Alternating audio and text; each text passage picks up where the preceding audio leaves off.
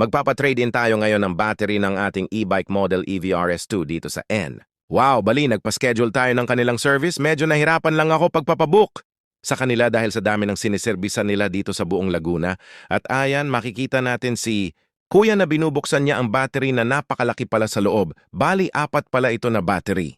Kaya mahirap dahil pag nagkamali ka pala dito ay pwedeng sumabog pag mali ang kasama. Sabi ni Kuya ng technician, makikita natin dito na dala ni Kuya yung kulay white na box na battery.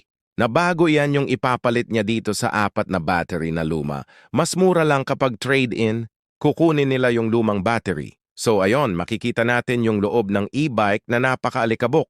Nabiruin mo naman tumagal ito ng 2 years and 5 months. Hindi namin yan binubuksan dahil nakakatakot din linisin, baka mabasa yung battery. Kaya sobrang ingat na ingat ako.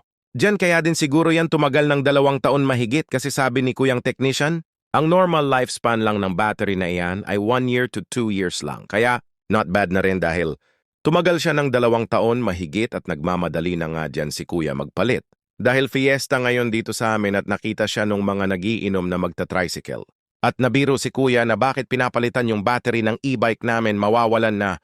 Tuloy sila ng pasahero kaya naman si Kuya ay medyo ninervyos at nagmamadali ng ikasa. Ang battery ng e-bike medyo tumatabing-itabingi pa nga yung battery diyan dahil may mga kasama si Kuyang babae siguro akala niya ay pagtitripan siya nung mga naglalasing. Dito pero mababait ito sila, binibiro lang si Kuya, real talk nga naman tricycle natin.